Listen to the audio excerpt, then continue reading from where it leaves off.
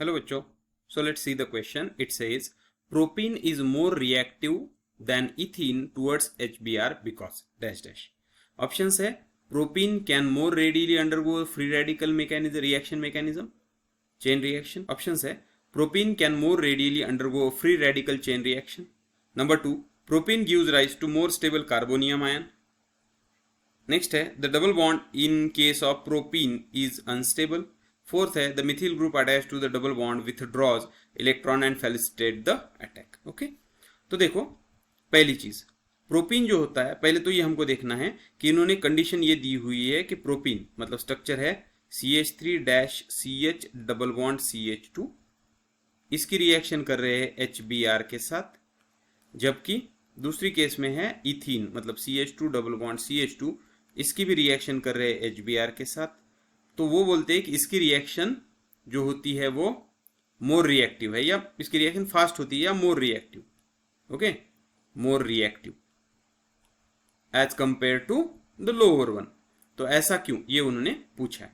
Okay, तो अब देखो जब आप इसके ऊपर रिएक्शन करते हो CH2 double bond CH2 with HBr, हमें मालूम है Br इज इलेक्ट्रोनिगेटिव, तो यहाँ पे आएगा माइनस, यहाँ पे आएगा प्लस.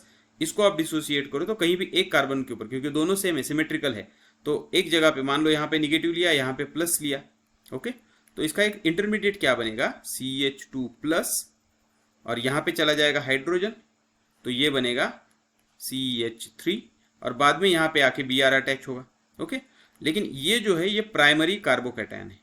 ओके, प्राइमरी कार्बोकैटायन, जबकि दूसरी केस में जो CH3 dash CH double bond CH2 और इसके ऊपर आपने HBr ऐड किया, तो यहाँ पे मार्कोनिकफ रूल लगेगा.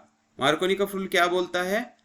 मार्कोनिकफ rule states that negative part मतलब ये Br minus goes to that carbon which contain less number of hydrogen. मतलब ये Br यहाँ पे जाना चाहिए, और Br अगर यहाँ पे जाना चाहिए तो यहाँ पे कौन सा चार्ज होना चाहिए? प्लस. मतलब अकॉर्डिंग टू मार्कोनिकफ रूल इसका डिसोसिएशन इस तरह से होगा CH प्लस, यहाँ पे सिंगल बॉन्ड, यहाँ पे CH2 के ऊपर माइनस, फिर क्या होगा ये CH2 के ऊपर एक और आके लगेगा, यहाँ पे बनेगा CH3CH प्लस, और यहाँ पे आया CH3. अब ये क्या है? दिस इज सेकेंडरी कार्बोकैटायन, और हमको मालूम है secondary carbocation is more stable then primary carbocation, और यही रीजन है कि प्रोपीन जिसमें सेकेंडरी कार्बोकैटायन बन रहा है वो मोर रिएक्टिव है, और वही हमको ऑप्शन नंबर 2 में दिया हुआ है. Propene give rise to more stable carbonium ion. Okay, carbonium और carbocation both are. So this option is the correct one. So hope you understood it well. Best of luck.